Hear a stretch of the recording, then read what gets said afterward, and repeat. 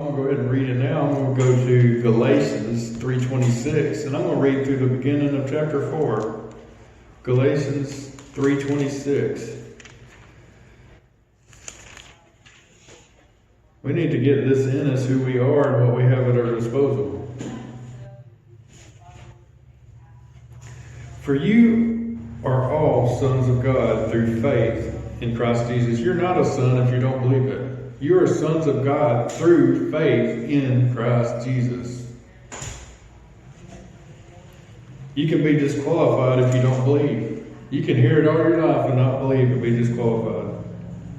For as many of you as were baptized into Christ have put on Christ. And by the way, while I'm thinking of it, I don't think Amy mentioned it, we're just having a morning service. Just so y'all know. So I'm going to be just a few minutes longer, but there's no night.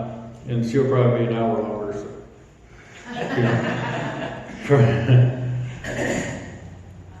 For as many of you were baptized into Christ have put on Christ. There is neither Jew nor Greek. There is neither slave nor free. There is neither male nor female. For you are all one in Christ Jesus. And if you are Christ, then you are Abraham's seed and heirs according to the promise. Now I say that an heir, as long as he is a child, does not differ from a slave. And we can see that easily. I mean, Donald Trump's kid, when he was 3 years old, could go spend $1 million on something. He did not have the access. He didn't hand him a credit card, I hope. Right? Same with us when we were not saved. Though he is master of all, but under guardians and stewards until the time appointed by the Father. Even so, you know when that time is? When you say, I believe, the Father says, okay, give him the card. It is. Even so, when we were children, we were in bondage under the elements of the world, but when the fullness of the time had come, God sent forth his Son, born of a woman, born under the law, to redeem those who were under the law, that we might receive the adoption as sons. And because you are sons, God has sent forth the Spirit of his Son into your hearts, crying out, Abba, Father. Therefore, you are no longer a slave, but a son, and if a son, then an heir of God through Christ. And it don't mean you're a child that don't have any reach of it. You're a grown-up heir.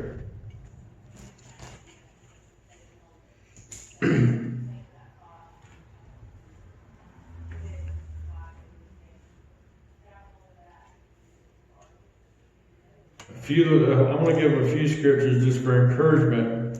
Well, they encourage me anyway. If nothing else, I'll be encouraged, but hopefully they'll encourage you guys. I'm going to go to 1 John 4:12.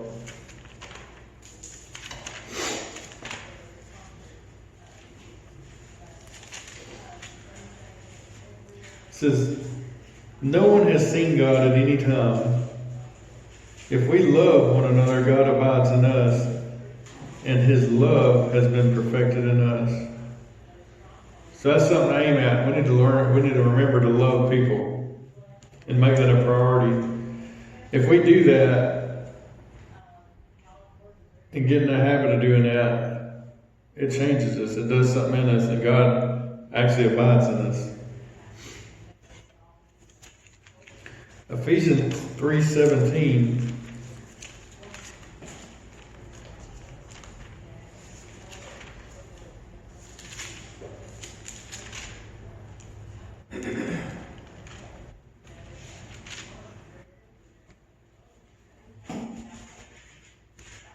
It says that Christ, this is a prayer that Paul was making for the church in Ephesus, that Christ may dwell in your hearts through faith, that you being rooted and grounded in love, that part, that Christ may dwell in your hearts through faith. Notice all this is you got to believe it though. When you believe what he says, it makes you qualified. He's the one that said it. You're not making this up. When you believe what he says, you're qualified. Even when he's talking to his disciples in John chapter 14, about verse 23,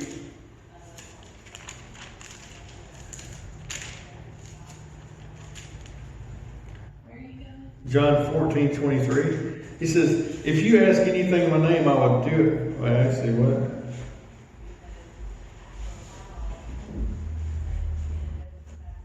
Oh, yeah, wrong one here. Wrong verse. Then go to 23.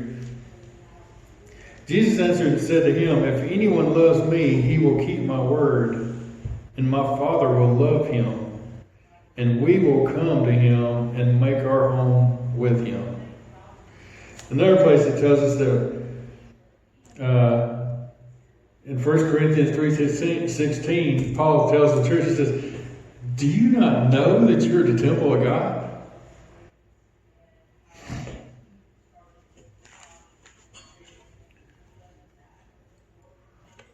I'm going to go ahead and read this one without quoting it. It's one of my favorite verses. It's Colossians 1:27, and I mentioned it just a while ago, but I'm still going to read it. Colossians 1:27.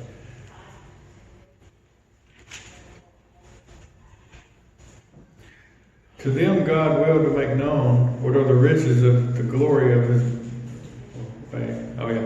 To them God willed to make known what are the riches of the glory of this mystery among the Gentiles, which is Christ in you, the hope of glory.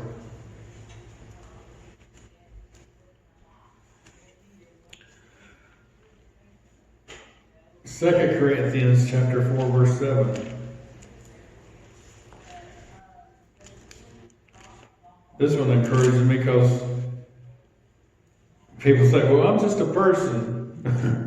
It's kind of funny because that's what exactly why he wants you to be in this.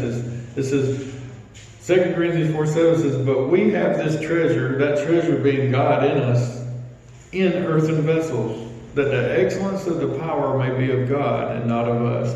In other words, when supernatural things happen, people are not going to blame you for it. They're going to think it's God because you're just a man or a woman.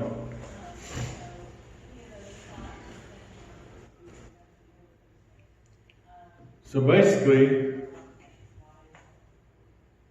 the end moral of this story is to love God and love people. And just believe what he tells us. If we do those things, we'll grow and grow more and more in him.